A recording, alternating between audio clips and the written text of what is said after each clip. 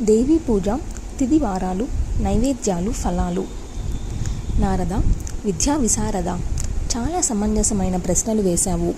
చెబుతాను, ఏకాగ్ర చిత్తంతో ఆలకించు. పాడ్యమి నాడు ఆజ్యంతో దేవిని అర్చించి బ్రాహ్మణులకు నెయ్యి దానం చేస్తే దాతకు రోగపీడలు తొలగిపోతాయి. విదియ రోజున చక్కెరతో పూజించాలి. విప్రులకు శర్కర దానం చేయాలి. దాత దీర్ఘాయుష్మంతుడవుతాడు. తదేనాడు పాలతో అభిషేకించి బ్రాహ్మణులకు క్షీరదానం చేస్తే దాతలకు సర్వ దుఃఖాలు తొలగిపోతాయి.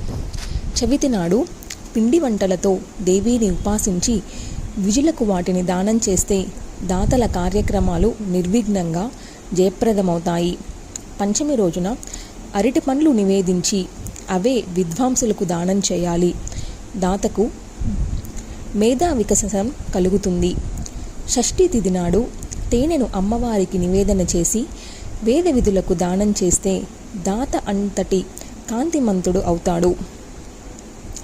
సప్తమి నాడు బెల్లం నైవేద్యం పెట్టి బ్రాహ్మణులకు దానం చేస్తే దాత శోక విముక్తుడవుతాడు. అష్టమి నాడు కొబ్బరికాయలు కొట్టి నివేదించాలి. బ్రాహ్మణులకు దానం చేయాలి. దాతలకు తాపాలు నశిస్తాయి. నవమి నాడు పేలాలు నైవేద్యం పెట్టి విప్రులకు ఇస్తే దాతలు ఇహంలోనూ పరంలోనూ సుఖసంపన్నులవుతారు.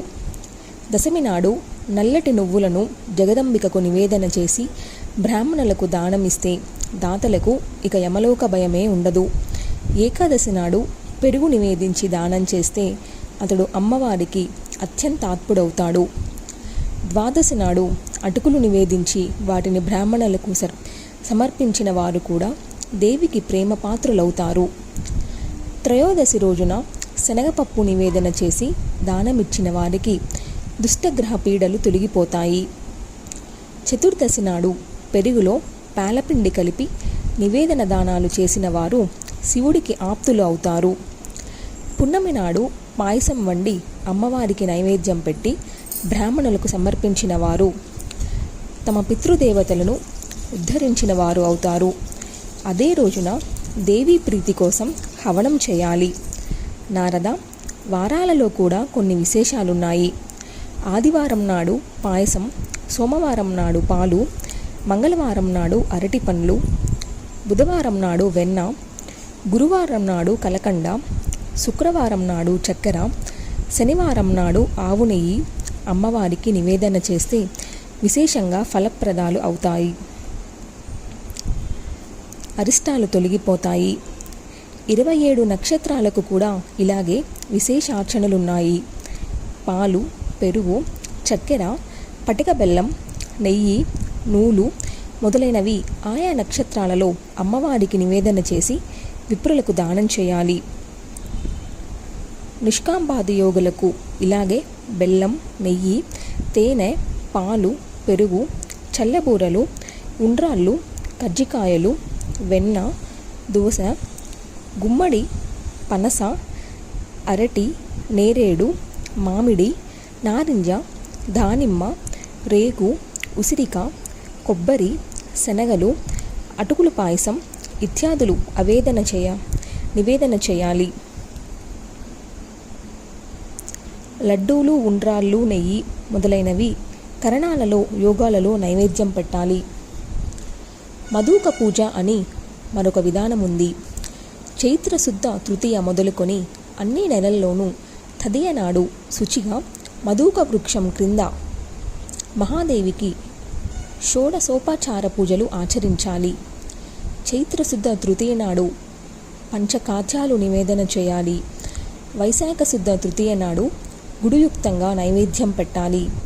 తరువాత నెలల్లో వరుసగా తేనె, వెన్న, పెరుగు, చక్కెర, పాయసం, పాలు, ఫేని, దధికూర్చిక, ఆవు నెయ్యి, కొబ్బరికాయలతో కూడిన నివేదనలు పెట్టాలి. 12 నెలలకు అమ్మవారికి 12 విశిష్ట రూపాలు, నామాలు ఉన్నాయి. మంగళ, వైష్ణవి, మాయ, కాలరాత్రి, దురత్యయ, మహామాయ, మాతంగి, కాళి, కమలవాసిని, శివ, సహస్రచరణ, సర్వమంగళ అనే పేర్లతో మధుక వృక్షం క్రింద అర్చించాలి. ఇలా చేసిన వారికి అన్ని కోరికలు తీరుతాయి. అమ్మవారు భక్తుల పాలిట కల్పవృక్షం కదా. ఇలా అర్చించి మొక్కిన వారికి కొంగు బంగారమవుతుంది. అటుపైన మధుకస్థమైన మహేశ్వరిని సర్వకామ సమృద్ధి కోసం, వ్రతపూర్ణత్వ సిద్ధి కోసం భక్తి ప్రవత్తులతో నమస్కరించి ఇలా స్తుతించాలి.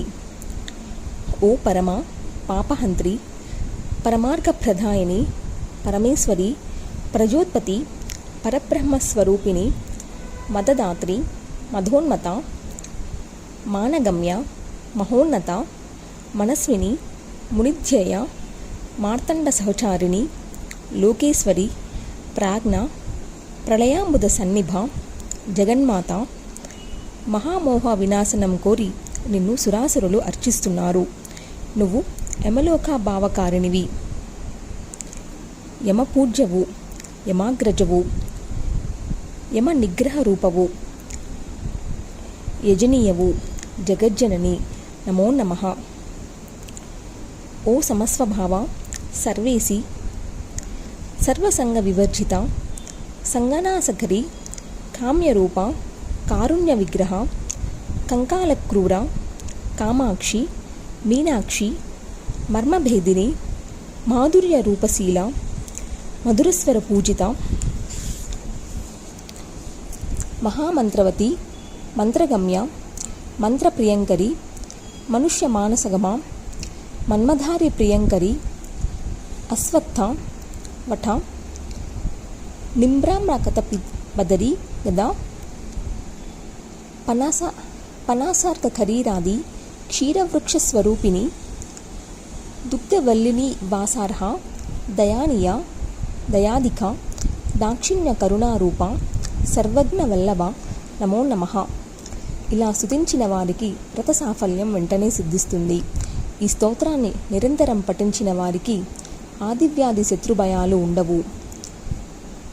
చతుర్విధ పురుషార్థులలోనూ ఏది కోరిన వారికి అది సిద్ధిస్తుంది.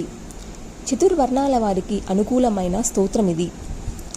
ఇలా అర్చించి స్తుతించిన వారు సర్వపాప విముక్తులవుతారు, మానధనవులవుతారు, సర్వత్రా మన్నలను పొందుతారు.